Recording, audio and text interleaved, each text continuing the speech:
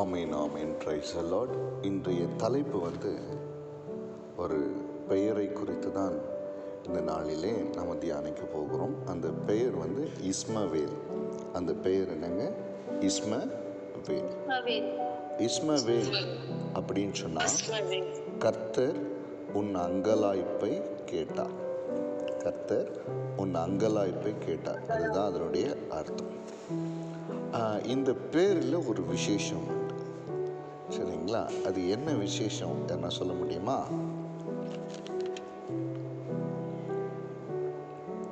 சொல்லுங்க. சரி, நானே சொல்றேன். இந்த பெயரை யார் தெரியுமா வைத்தது? யார் வச்சதுங்க? தேவனாகிய கர்த்தர் அந்த பெயரை வைத்தார். அது விசேஷமா இல்லையா? அது ஆமா ஆமா ஆமா ஆமா. ஆதியாகமம் 16வது அதிகாரம் 11வது வசனம் 12வது வசனம் வாசிங்க.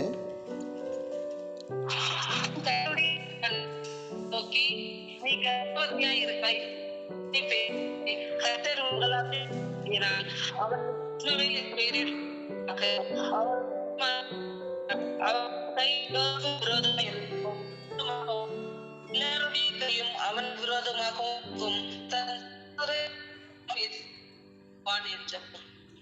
இது சரியா? எனக்கு வாய்ஸ் கேட்கல. கிளியரா யாராவது வாசிங்க.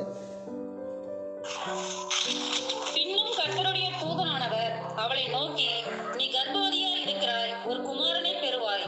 கர்த்தர் உன் அங்கலாய்ப்பை கேட்டபடினால் அவனுக்கு இஸ்மவேல் என்று பெயரிடுவாயாக. அவன் துஷ்ட மனுஷனாய் இருப்பான். அவனுடைய கை எல்லாருக்கும் விரோதமாகவும் எல்லாருடைய கையும் அவனுக்கு விரோதமாகவும் இருக்கும். தன் சகோதரர் எல்லாருக்கும் எதிராக குடியிருப்பான் என்றார். Praise the Lord. Amen. இங்கே நம்ம பார்க்கிறோம். சரிங்களா?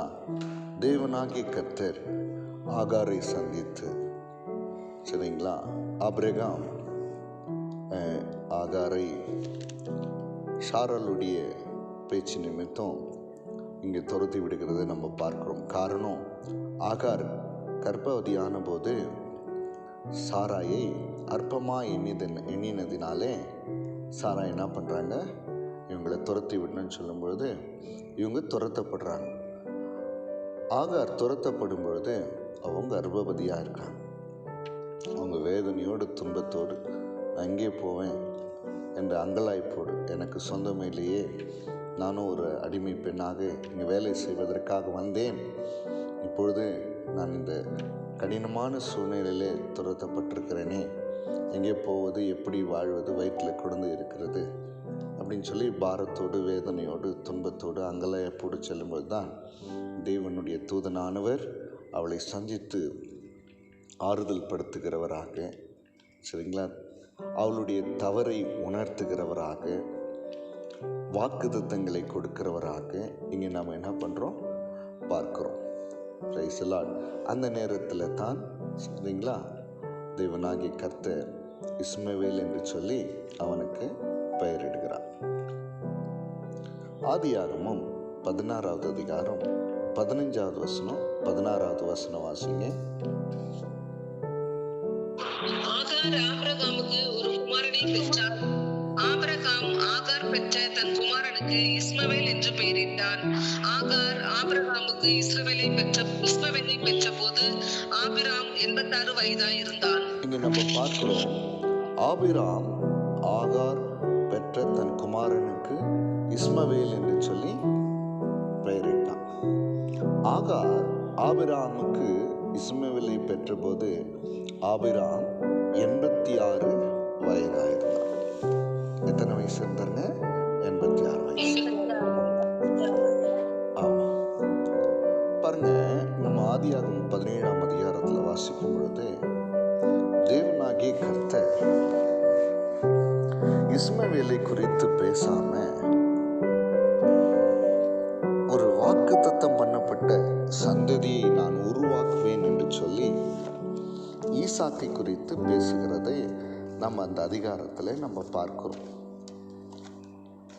தேவனாகிய கர்த்தர் ஆபிரகாமை பார்த்து சொல்றார், இனி உன் பேர் இங்கே கூட பார்த்தீங்கன்னா தேவனாகிய கர்த்தர் ஒரு பெயரை ஆபிராமுக்கு வைக்கிறத நம்ம பார்க்கிறோம். ஆமாம் தானே? பாருங்க, அது 17ஆம் அதிகாரம் 5வது வசனத்தை வாசிங்க. இனி உன் பேர் ஆபிராம் எனப்படாமல் நான் உன்னை திரளான ஜாதிகளுக்கு தகப்பனாக ஏற்படுத்தினபடியால் உன் பேர் ஆபிரகாம் எனப்படும். பாருங்க, ஆண்டவர் இஸ்மவேலுக்கும் இஸ்மவேல்னு சொல்லி பெயரிடுறாரு. ஆபிரகாமையும் என்ன பண்றாரு? ஆபிரகாம் என்று சொல்லி பெயரிடுகிறதை இங்கே நம்ம பார்க்கிறோம். இப்போ திரளான ஜாதிகளுக்கு நீ தகப்பன், ஒரு பெரிய ஒரு ஆசீர்வாதத்தினுடைய அட்டவணையே இங்கே ஆண்டவர் கொடுக்கிறார். உன்னை மிகவும் அதிகமாக பலுக பெருக பண்ணுவேன், உன்னிலே ஜாதிகள் உண்டாக்குவேன், உன்னிடத்தில் ராஜாக்கள் தோன்றுவார்கள், இந்த தேசம் முழுவதும் உனக்கு நான் தருவேன், நிறைய விஷயம். சரிங்களா? உனக்கு பின் தலைமுறைமா வரும் உன் சந்ததியோடு நான் உடன்படிக்கை பண்ணுவேன். இப்படி என்ன பண்றாரு? அதே மாதிரி விருத்த சேதனத்தை குறித்து நம்ம இங்க பார்த்துட்டு ஆண்டவர் சொல்றாரு, உன் மனைவி சாராய் இனி சாராய் என்று அழைக்கப்படாம சாராள் என்பது அவளுக்கு பெயரா இருக்கும். இங்கேயும் நம்ம பார்க்கிறோம், தேவனாகி கர்த்தர் சாராய்க்கு இன்னொரு பெயர் எடுக்கிறார். பேருங்க அது சாராள். சாராள்னு சொன்னா 16ஆம் அதிகாரம் 16வது வசனம் வாசிங்க. அதுல 17, 16. நான் அவளை ஆசீர்வதித்து அவளாலே ஒரு குமாரனையும் தருவேன். அவள் ஜாதிகளுக்கு தாயாகவும் அவளாலே ஜாதிகள் ராஜாக்கள் உண்டாகவும் அவளை ஆசீர்வதிப்பேன் என்றார். 17வது வசனம்.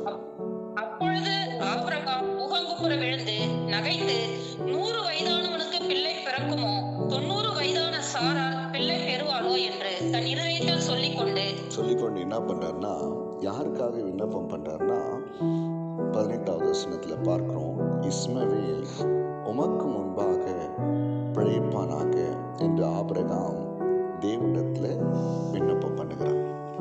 ஏன்னா ஒரு பெரிய வாக்குத்தத்த சந்ததியை தேவன் உருவாக்கி ஆசீர்வதிக்கணும்னு சொல்லி ஒரு பெரிய திட்டத்தை சொல்லும் பொழுது இந்த இடத்துல ஒரு தடுமாற்றம் ஆபிரகாமுக்கு வருகிறத பார்க்கிறோம்.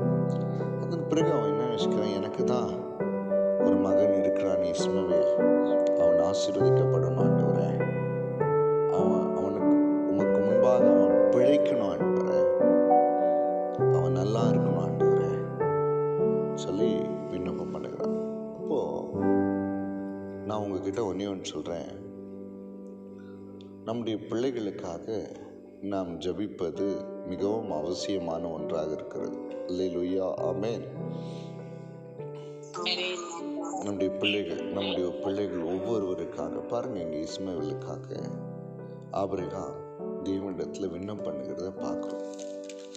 இன்னைக்கு அநேக பெற்றவர்கள் தங்களுடைய பிள்ளைகளுக்காக வேண்டுதல் செய்யறதில்ல, உபவாசம் இருக்கிறதில்ல, ஜபிக்கிறதில்ல, அவர்களுக்காக கண்ணீர் சிந்துறதில்ல.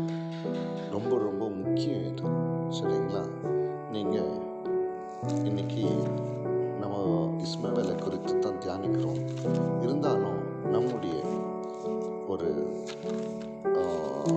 ஞாபகத்திற்காக இன்னொரு வசனத்தை கூட வாசித்து நம்ம பிள்ளைகளுக்காக நாம் செய்ய வேண்டிய கடமையை தேவனிடத்தில் என்ன பண்ணணும்? நிறைவேற்றுகிறவர்களா இருக்கணும்.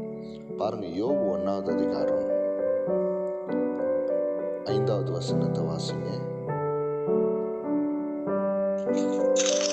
விருந்து செய்கிற அவரவருடைய நாள்முறை முடிகிற போது யோபு, ஒருவேளை என் குமாரர் பாவம் செய்து தேவனை தங்கள் இருதயத்திலே தூஷித்திருப்பார்கள் என்று சொல்லி அவர்களை அழைத்தனுப்பி பரிசுத்தப்படுத்தி அதிகாலமே எழுந்து அவர்கள் எல்லாருடைய இலக்கத்தின்படியையும் சர்வாக தகன பலிகளையும் செலுத்துவான்.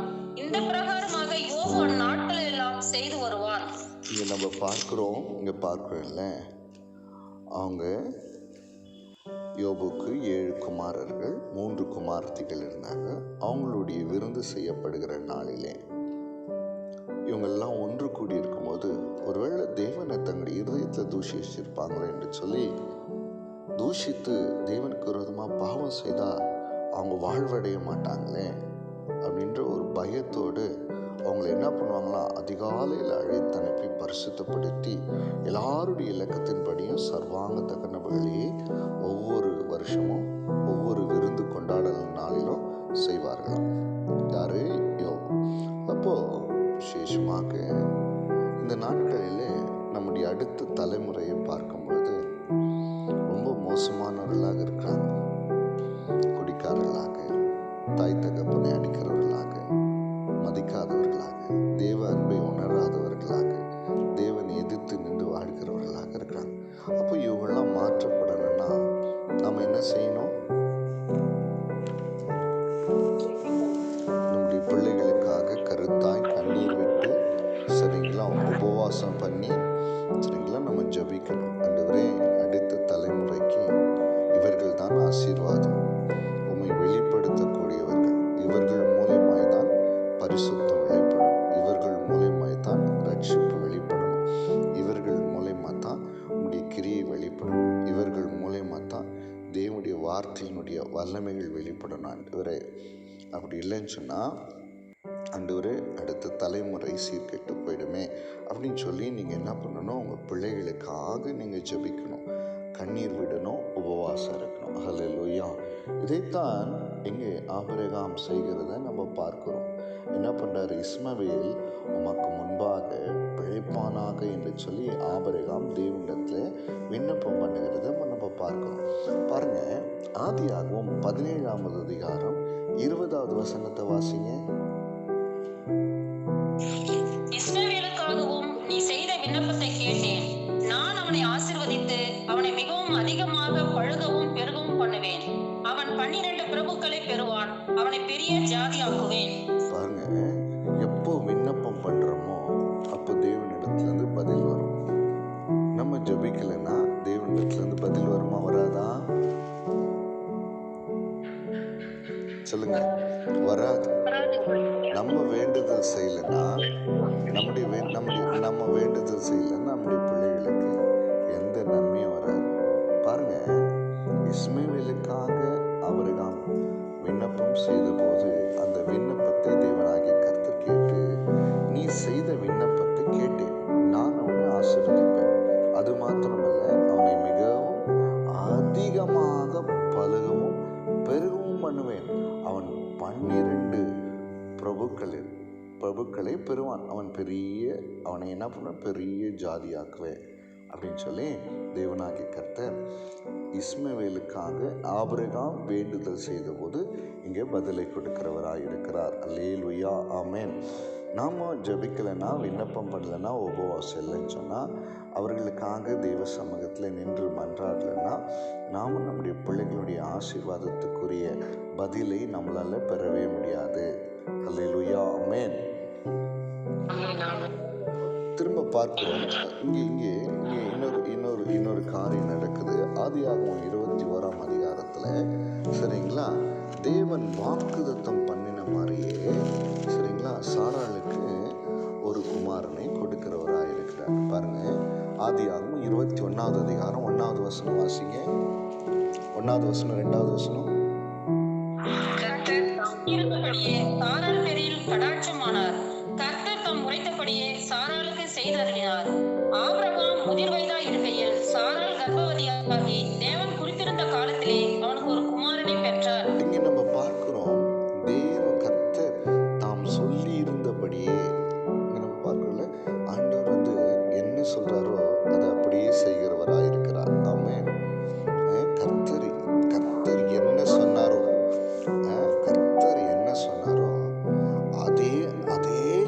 அதே மாதிரி சாராள் பேரில் அருளை கொடுத்தார்.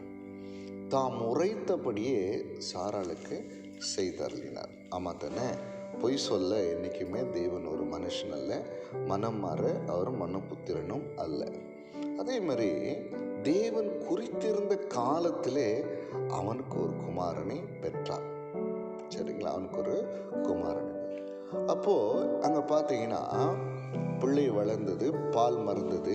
ஈசாக்கு பால் மறந்த நாளிலே ஆபிரகாம் பெரிய விருந்து பண்ணினான். ஆபிரகாம் என்ன பண்ணா? ஒரு பெரிய விருந்து பண்றார். அதுல 9வது வசனத்தை வாசிங்க.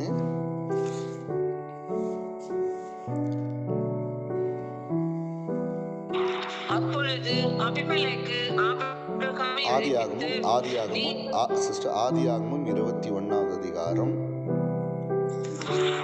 பின்பு எகிப்து தேசத்தால் ஆகிய ஆகார் ஆபிரகாமுக்கு பெற்ற குமாரன் பரியாசம் பண்ணுகிறதை சாராள் கண்டு இங்க நம்ம பார்க்கிறோம் அந்த இஸ்மவேல், சரிங்களா, யாரை பரியாசம் பண்றாருன்னா, யாரை பரியாசம் பண்றாரு? ஈசாக்க பரியாசம் பண்றாரு. இப்போ உங்ககிட்ட ஒரு கேள்வி, இப்போ இஸ்மவேலுடைய வயது என்னவா இருக்கும்?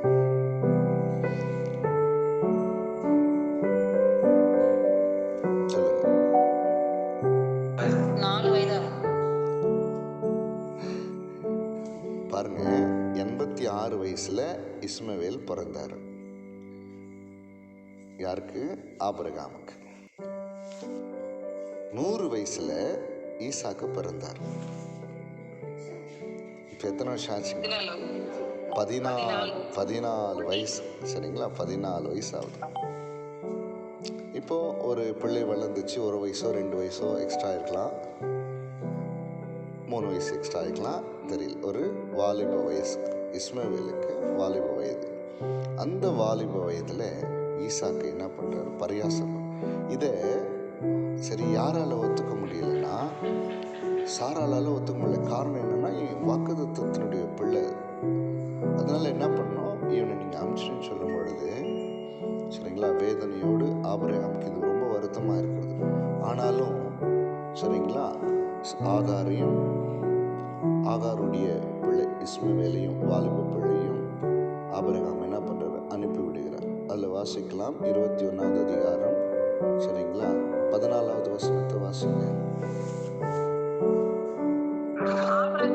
அதிகாலையில் எழுந்து அப்பத்தையும் ஒரு துருத்தி தண்ணீரையும் எடுத்து ஆகாருடைய தோளின் மேல் வைத்து பிள்ளையையும் ஒப்பு கொடுத்து அவளை அனுப்பிவிட்டான். அவள் புறப்பட்டு போய் பெயர்சபாவின் வனாந்தரத்திலே அலைந்து திரிந்தாள். இங்கே நம்ம பார்க்கிறோம், துருத்தில தண்ணியும் அதுக்கப்புறம் அப்பத்தையும் கொடுத்து அனுப்பிச்சுடுறான். இங்கே இவ பெயர்சபா வனாந்தரத்தில் அலைந்து திரிகிறான். அப்போது துருத்தில் இருக்கிற தண்ணீர் செலவழிந்துச்சு. என்ன பண்ணுறதுன்னு தெரியல. அதனால அந்த வாலிப குழந்தைய என்ன பண்ண, ஒரு செடியின் கீழே விட்டுட்டு 16வது வசனத்தில் பார்க்கும்போது, பிள்ளை சாகிறதை நான் பார்க்க மாட்டேன் என்று அம்பு பாயும் தூரத்திலே போய் உட்கார்ந்து சத்தமிட்டு அழுறா. இப்போ என்ன நிலைமை வந்துடுச்சு மகனுக்கு? சொல்லுங்க, என்ன நிலைமை? இப்போ இஸ்மவேலுக்கு என்ன நிலைமை வந்துச்சுங்க?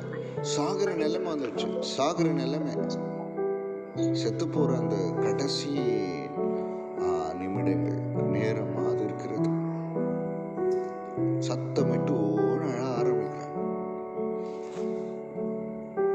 அவ முடிவு பண்ணிட்டான், என் பிள்ளை சாகிறது, இதை என்னால் பார்க்க முடியாதுன்னு சொல்லி சத்தமிட்டு அழுகிறான். எவ்வளோ தூரம் சொன்னா பார்த்தீங்கன்னா, ஒரு 1200 மீட்டர், அவ்வளோ தூரம். அது அம்பு பாயம் தூரம்னு சொல்லிட்டு தூரமா, அது 1200 மீட்டர், அந்த அளவு தூரம். ஆனால் பாருங்க, 17வது வசனத்தை வாசிங்க. தேவன் பிள்ளையின் சத்தத்தை கேட்டார். தேவதூதன் வானத்திலிருந்து ஆகாரை கூப்பிட்டு, ஆகாரே, உனக்கு என்ன சம்பவித்தது? பயப்படாதே, பிள்ளை இருக்கும் இடத்திலே தேவன் அவன் சத்தத்தை கேட்டார். பாருங்க, தேவன் பிள்ளையின் சத்தத்தை கேட்டார். தேவன் அவன் சத்தத்தை கேட்டார். என்ன சொல்லியிருப்பார்?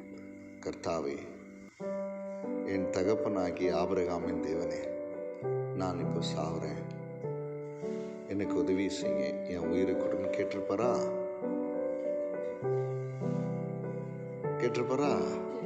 நான் சாகுற மாதிரி இருக்கிறேன், என்னை காப்பாத்துங்கன்னு கேட்டிருப்பாரா? சொல்லுங்க. பாருங்க, தேவன் பிள்ளையின் சத்தத்தை கேட்டார். பிள்ளை இருக்கும் இடத்திலே தேவன் அவன் சத்தத்தை கேட்டான்.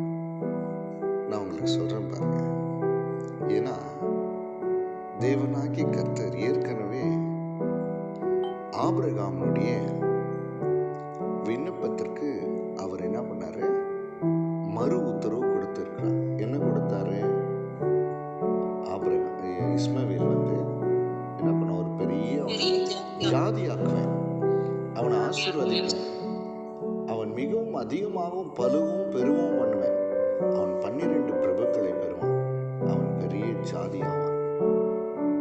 இந்த வாக்குத்தத்தத்தை தேவனாகிய கர்த்தர் ஆபிரகாம் இஸ்மவேலுக்காக வேண்டுதல் செய்த போது, தேவனே, இஸ்மவேல் உமக்கு முன்பாக பிழைப்பானாக என்று சொல்லி விண்ணப்பம் பண்ணின போது தேவன் கொடுத்த ஒரு வாக்குத்தத்தம். அந்த குழந்தைக்காக அவர் பண்ணின வாக்குத்தத்தம். இங்கே தேவன் அதை நினைவு கூறுகிறவராயிருக்கிறார். இந்த ஆபத்து நேரத்தில், இந்த ஜீவன் போற நேரத்தில் ஆண்டவர் அந்த வாக்குத்தத்தத்தை நினைவு கூர்ந்து பிள்ளையின் சத்தத்தை கேட்டார். ஆமேன், ஹல்லேலூயா, ஆமேன். அநேக நேரங்களிலே நம்முடைய பிள்ளைகளுக்காக, நம்முடைய தலைமுறைகளுக்காக நாம் விண்ணப்பம் செய்து தேவ சமூகத்தில் விழுந்து அவருடைய ஆசீர்வாதத்துக்காக தேவனை கெஞ்சும் போது, ஆபத்து நம்முடைய பிள்ளைகளுக்கு வரும்போது அந்த நேரத்தில் கர்த்தர் அவர்களை காப்பாற்றுகிறவராயிருக்கிறார். அல்லேலூயா, ஆமேன். எப்போ ஆபத்து வரும், எப்போ வேதனை வரும், எப்போ துன்பம் வரும், எப்போ வியாதி வரும் தெரியாது. ஆனால் தேவனிடத்துல நாம் ஜெபிக்கிற ஜெபம் நம்முடைய பிள்ளைகளுக்காக, நம்ம கண்ணீர் வடித்து தேவ சமூகத்தில் அவருடைய ஆசீர்வாதத்திற்காக ஜெபிக்கும் போது, அவருடைய நல்வாழ்வுக்காக ஜெபிக்கும் போது, அவருடைய ஜீவனுக்காக ஜெபிக்கும் போது, கண்ணீர் விட்டு ஆண்டவருடைய பாதங்களை பற்றி கொள்ளும் போது தேவனாகிய கர்த்தர் சரியான நேரத்தில் ஆபத்து அவர்களை அழித்து விடாதபடிக்கு அந்த குறிப்பிட்ட காலத்திற்குள்ளாகவே போய் அவர்களை காப்பாற்றுகிறத இந்த சம்பவத்தின் மூலமாய் கர்த்தர் நமக்கு நினைப்பூட்டுகிறார். அதனால் தேவனுடைய பிள்ளைகளை, உங்களுடைய பிள்ளைகளுக்கு, நம்முடைய பிள்ளைகளுக்கு நீங்க எப்பொழுதுமே தேவ சமூகத்தில் உட்கார்ந்து, ஆண்டவரே, என் பிள்ளையை ஆசீர்வதி, என் தலைமுறையை ஆசீர்வதி, என் தலைமுறை பரிசுத்தம் உள்ளவர்களாக, என் தலைமுறையினர் ஆசீர்வாதம் உள்ளவர்களாக, என் தலைமுறை உம்மை வெளிப்படுத்துகிறவர்களாக, தேவனே, சபைக்கு தூணாக இந்த உலகத்தில் வாழணுமே ராஜனே, அவர்களுக்கு விரோதமாய் வருகிற எந்த தீங்கும் வரக்கூடாது, அவர்களுக்கு நீரே ஜீவனும் தீர்க்க ஆயுசுமானவர். எல்லா துன்பமான வேளையிலும், எல்லா போராட்டமான வேளையிலும், திகிலான நேரங்களிலும், வியாதிப்படுகிற நேரங்களிலும் என் பிள்ளையை காப்பாற்றும் என்று சொல்லி விண்ணப்பம் பண்ணுகிற அந்த விண்ணப்பமானது தேவ சமூகத்தில் பதிலை கொண்டு வந்து பிள்ளைகளை காப்பாற்றுகிறதா இருக்கிறது. ஹல்லேலூயா. இது தாய் தகப்பனுடைய, இது பெற்றவர்களின் மிகவும் முக்கியமான கடமையாக இருக்குது. பெற்றவர்களின் முக்கியமான கடமையாக இருக்கிறது. ஹல்லேலூயா, ஆமென்.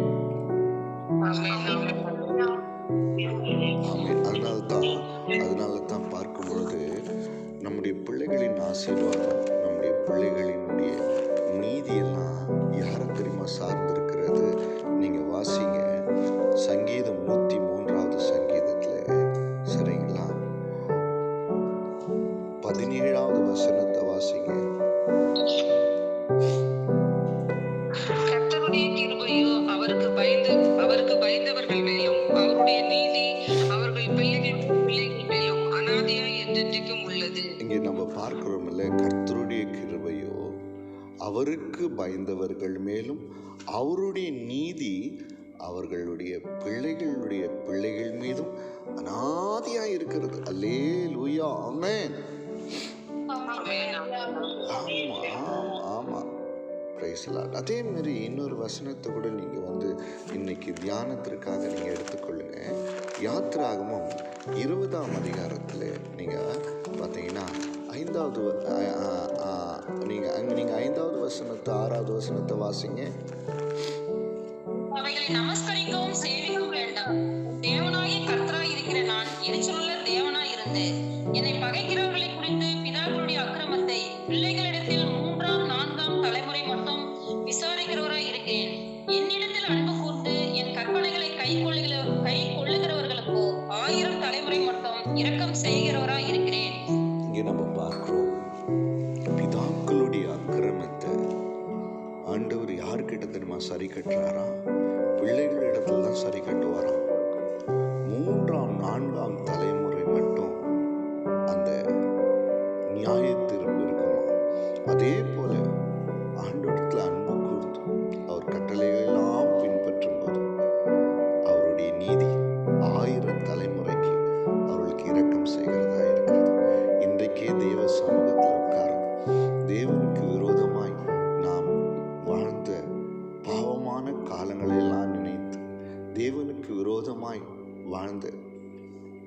அக்கிரம காலங்களெல்லாம் நினைத்து தெய்வ சமூகத்தில் என்ன பண்ணணும்? நம்ம மன்னிப்பு கேட்கணும். ஆண்டவரே என்னை மன்னிச்சிடுங்க ஆண்டவரே, என் அக்கிரமமானது என் பிள்ளைகளுக்கு நியாய தீர்ப்பாய் 3ஆம் 4ஆம் தலைமுறை மட்டும் வரவே கூடாது ஆண்டவரே என்று சொல்லி தேவனுடைய பாதத்திலே நாம் விழுந்து கெஞ்சி ஆண்டவர்கிட்ட மன்றாடணும்.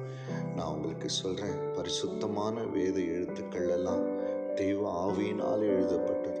அவர் நமக்கு உணர்த்தும் போது, அதை செய்யும்போது, உணரும் போது, அதற்கு கீழ்ப்படியும் போது மாத்திரம்தான் நம்முடைய வாழ்வில் மிகப்பெரிய ஆசீர்வாதம் விசேஷமாய் நம்முடைய பிள்ளைகளுடைய வாழ்வில் அப்படிப்பட்ட ஆசீர்வாதத்தை நம்மால பார்க்க முடியும்.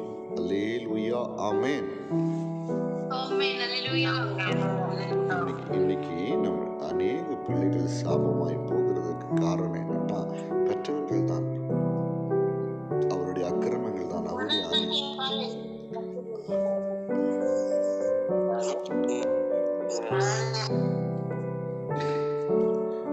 அக்கிரமங்கள் தான்.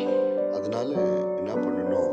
நம்ம தெய்வ சமூகத்துல விழுந்து ஆண்டவருடைய பாதத்துல நம்மை தாழ்த்தி நம்மை வெறுமையாக்கி ஆண்டவருடைய சமூகத்துல, ஆண்டவரே முன்னோர்கள், ஆண்டவரே நாங்கள் செய்த எல்லா அக்கிரமத்திற்கு சரி கட்டாதபடிக்கு என் பிள்ளைகள் மீது கிருபையாயிரும் என்று சொல்லி நாம் கேட்கணும். அல்லேலூயா, ஆமென்.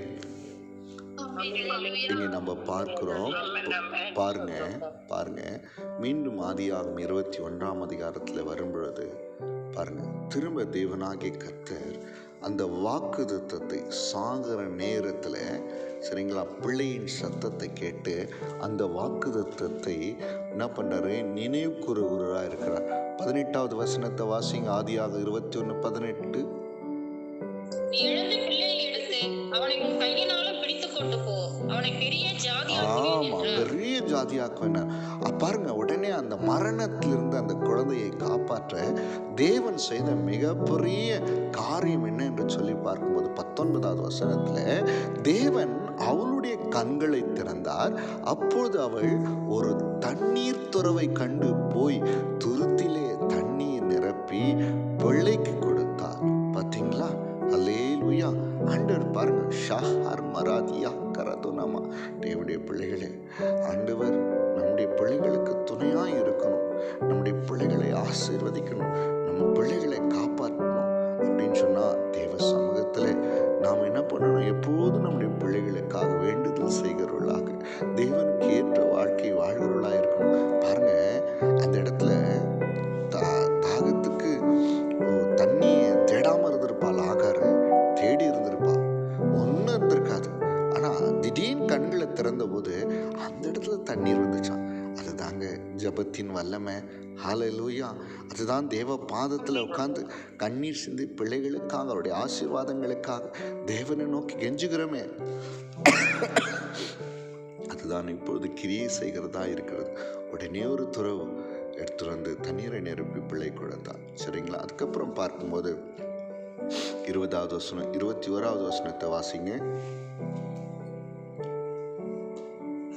தேவன் பிள்ளையுடனே அவன் வளர்ந்து வனாந்தரத்திலே குடியிருந்து வில்வித்தையிலே வல்லவனானான். இது 20வது வசனம். 20வது வசனம் வாசிங்க. தேவன் பிள்ளையுடனே இருந்தார், அவன் வளர்ந்து வனாந்தரத்திலே குடியிருந்து வில்வித்தையிலே வல்லவனானான். அவன் பார்வோன் வனாந்தரத்திலே குடியிருக்கையில் அவனுடைய தாய் எகிப்து தேசத்தலாகிய ஒரு பெண்ணை அவனுக்கு விவாகம் பண்ணுவித்தார். பாருங்க, தேவன் பிள்ளையுடனே இருந்தார். இதுக்கெல்லாம் என்ன காரணம்? என்ன காரணம் நீங்க யோசிக்கிறீங்க? தேவன் பிள்ளையுடனே இருந்தாரா? சொல்லுங்க, என்ன? அந்த ஜெபம், பிள்ளைகளுக்காக ஜெபிக்கிற ஜெபம், ஆண்டவருடைய சமூகத்துல உட்கார்ந்து ஜெபம் பண்ணணும், ஆசீர்வதின்னு கேட்கணும். ஹல்லேலூயா. அந்த ஜெபம், அந்த ஏக்கம் தேவனை விடாப்படியா ஆபிரகாம் பற்றி கொண்டது. அதெல்லாம் அந்த பிள்ளைக்கு ஒரு ஆசீர்வாதமா தேவன் பிள்ளையோட கூட இருந்தாராம். Praise the lord. அல்லேலூயா, ஆமென். ஆமா, பாருங்க, ஆதியாகமம் 25வது அதிகாரம் 8வது வசனம் 9வது வசனத்தை வாசிங்க. பிற்பாடு உயிரோடு இருந்த ஆயுசு நாட்கள் 175 வருஷம். பிற்பாடு ஆபிரகாம் நல்ல அரை வயதிலும் முதிர்ந்த பூரண ஆயுசிலும் பிராணன் போய் மரித்து தம் ஜனத்தாரோடு சேர்க்கப்பட்டான். 9வது வசனத்தை கூட வாசிங்க. அவன் குமாரராகிய ஈசாக்கும் இஸ்மவேலும் மம்ரேக்கு எதிரே ஏத்தியனான சோகரின் குமாரனாகிய எப்ரோனின் நிலத்திலுள்ள உப்பேலா என்னப்பட்ட குகையிலே அவனை அடக்கம் பண்ணினார்கள். பாருங்க, இங்கே நம்ம பார்க்கிறோம். நல்ல கவனிங்க. ஆபிரகாம் மரித்து போன போது அவருடைய பிள்ளையாகி ஈசாக்கு இஸ்மவேலும் யார் அடக்கம் பண்றாங்க? ஆபிரகாமை அடக்கம் பண்றாங்க. சரிங்களா? அதே மாதிரி 25ஆம் அதிகாரத்துல 12வது வசனத்திலிருந்து 16வது வசனம் வரலாம் வாசிங்க. சாராளுடைய அடிமை பெண்ணாகிய எகிப்து தேசத்தாலான ஆகார் ஆபிரகாமுக்கு பெற்ற குமாரனாகிய இஸ்மவேலின் வம்ச வரலாறு. பற்பல சந்ததிகளாய் பிரிந்த இஸ்மவேலின் புத்திரருடைய நாமங்களான இஸ்மவேலுடைய மூத்த மகன் நெபாயோத், பின்பு கேதார், அதிபியேல், மிப்சாம், மிஷ்மா, தூமா, மாசா, ஆதா, தேமா, எத்து, நாபிஸ், கேத்மா என்பவைகளே. தங்கள் கிராமங்களிலும் அரண்களிலும் குடியிருந்த தங்கள் ஜனத்தாருக்கு 12 பிரபுக்களாகிய இஸ்மவேலின் குமாரர்கள் இவர்களே. இவர்களுடைய நாமங்களும் இவைகளே. இங்க நம்ம பார்க்கிறோம், தேவன் என்ன சொன்னாரு? நீ என்ன பண்ண? 12 பிரபுக்களை பெறுவ அப்படின்னு சொன்னாரா இல்லைங்களா? அதே மாதிரி பார்த்தீங்கன்னா இஸ்மவேல் 12 குமாரர்களை பெற்று என்ன பண்றாரு? அவங்கெல்லாம் 12 பிரபுக்களாக மாறினாங்க. இன்னொரு சத்தியத்தை இந்த இடத்துல புரிஞ்சு கொள்ளலாம். அதுல 17வது வசனத்தை வாசிங்க.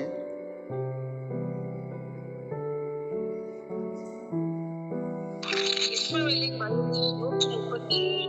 பின்பு அவன் பிராணன் போய் ஜனத்தாரோடு சேர்க்கப்பட்டான். பாருங்க, இப்போ இஸ்மவேல் எத்தனை வயசுல சாகுறாருன்னா 137 வயசுல அவரு சாரு.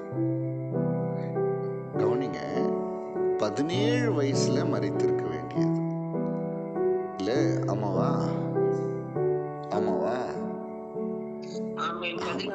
17 வயசுல அவன் மரித்திருக்கணும், இல்ல 16 வயசுல மரித்திருக்கணும், இல்ல 15 வயசுல மரித்திருக்கணும். ஆனா மரிக்கல. அந்த அற்ப ஆயுசுல அவன் ஜீவன் போல இல்ல இஸ்மவேலுடைய ஜீவன். எத்தனை வயசுல தெரியுமா? பூரணமான வயசுல தான் அவர் மரித்தார். 137 வயசுல தான் அவர் மரித்தார். அவர் 12 குமாரர்களை பெற்று நல்ல பூரண வயசுல அவர் மரித்தார். காரணம் என்ன சொல்லுங்க? காரணம் என்ன? இஸ்மவேல் பூரண வயசு மரிக்கிறது, அற்ப ஆயுசுல வந்த அந்த பெரிய ஆபத்திலிருந்து தேவன் இஸ்மவேலை காப்பாற்றி பூரண வயதுல அவன் மரிக்கிறதுக்கு காரணம் என்ன தெரியுமா? தன்னுடைய தகப்பனுடைய விண்ணப்பம், தன் தகப்பனாகிய ஆபிரகாமின் விண்ணப்பமாயிருந்தது. ஹல்லேலூயா, ஹல்லேலூயா, ஹல்லேலூயா, ஹல்லேலூயா. இன்னைக்கு நான் சொல்றேன், பிள்ளைகளுக்கு நாம நல்ல படிப்பு கொடுக்கணும்னு சொல்லி ஆசைப்பட்டு பிரயாசப்பட்டு நல்ல ஸ்கூல்ல படிக்க வைக்கணும், நல்ல துணி வாங்கி கொடுக்கணும் பிள்ளைகளுக்கு என்று சொல்லி துணியை வாங்கி கொடுக்குறோம், நல்ல சாப்பாடு கொடுக்கணும்னு சொல்லி அவங்களுக்கு நல்ல சாப்பாடு கொடுக்குறோம், அவங்க நல்லா இருக்கணும்னு சொல்லி வீடு வாசல்களை அவங்களுக்கு என்ன பண்றோம்? உருவாக்கி கொடுக்குறோம். ஆனா அவங்க ஆசீர்வாதமா இருக்கணும்னு சொல்ற அந்த மேன்மையான ஒன்றுக்காக நாம் என்ன செய்கிறவர்களா இருக்கிறோம்? சொல்லுங்க, என்ன செய்கிறவர்களா இருக்கிறோம்? நீங்க படுற பிரயாசம் எல்லாம் இந்த உலகத்துக்குரியதா தானே இருக்கிறது. இந்த உலகத்துல நன்மை அனுபவித்து ஆசீர்வாதமாய் வாழ்ந்து நித்திய ஜீவனுக்கு போகிறவர்களாய் நம்முடைய பிள்ளைகள் ஆசீர்வாதத்தை பெற்றுக்கொள்ள வேண்டாமா? அதற்காக நாம் என்ன செய்ய வேண்டும்? சொல்லுங்க, என்ன செய்யணும்? ஆபிரகாமை போல விண்ணப்பம் செய்கிறவர்கள் தேவனிடத்துல கண்ணீர் விட்டு அவருடைய பாதத்தில் விழுந்து என் பிள்ளையை ஆசீர்வதி, என் மகளை ஆசீர்வதி என்று சொல்லி நாம் கேட்க வேண்டாமா? உபவாசம் இருந்து நீதியை செய்து 1000 தலைமுறைக்கு இரக்கத்தை அவர்களுக்கு சுதந்திரித்து வைத்துவிட்டு போக வேண்டாமா? எந்த நாளில கூட தேவனாகிய கர்த்தர் இஸ்மவேலின் மூலமாய் நமக்கு கற்றுக் கொடுக்கிற ஒரு பெரிய பாடம் என்று சொன்னால் நம்முடைய பிள்ளைகளுக்காக நாம் அழுது ஜெபித்து உபவாசம் இருந்து நீதியை செய்து அவருடைய ஆசீர்வாதத்தில் நம்முடைய மிகப்பெரிய பங்கு இருக்கிறது என்பதை உணர்ந்து நாம் என்ன பண்ணணும்? நம்முடைய பிள்ளைகளுக்காக வாழணுமே. ஹல்லேலூயா, ஹல்லேலூயா, ஹல்லேலூயா. கர்த்தர் நன்மையை தருவார். பாருங்க, அந்த வாலிப வயசுல மறிக்க வேண்டியவன் பிள்ளை சாகிறதை நான் பார்க்க மாட்டேன்னு சொல்லி சாராள் தூரம் போய் உட்காந்துட்டான். இன்னும் கொஞ்ச நேரத்துல ஆகார் தூரத்துல போய் உட்காந்துட்டான். என் பிள்ளை இன்னும் கொஞ்ச நேரத்துல சாக போகுதே என்று சொல்லி அந்த வனாந்திரத்துல யார் இருந்தாங்க? அந்த பெயர்சேபா வனாந்திரத்துல யார் இருந்தாங்க? ஒருத்தரும் இல்லையே, உதவி செய்ய யாருமே இல்லை, உறவுகள் இல்லை, தகப்பன் இல்லை, யாருமே இல்லை, எந்த சொந்தமும் இல்லை, தண்ணீர் இல்லை, வேதனையோடு தவித்து அவ்வளவுதான் என் பிள்ளையினுடைய வாழ்க்கை முடிந்து போனது என்று சொல்லி அவள் அழ ஆரம்பிக்கிறாள், சத்தமிட்டு அழ ஆரம்பிக்கிறாள். பார்த்தீங்களா? அந்த இடத்துல தேவனாகிய கர்த்தர் அவள் கண்களை திறந்து அருகிலே ஒரு துறவை காண்பித்தார். ஓ ஹல்லேலூயா. காரணம் என்ன தெரியுமா? தகப்பனுடைய ஜெபம், பெற்றவர்களின் ஜெபம் எவ்வளோ அவசியமானதா இருக்கிறது அல்லவா? ஹல்லேலூயா. ஜெபம் பண்ணுங்க. பிள்ளைகள் சபைக்கு வரலன்னா அழுது புலம்பி தேவ சமூகத்தில் உட்காருங்க.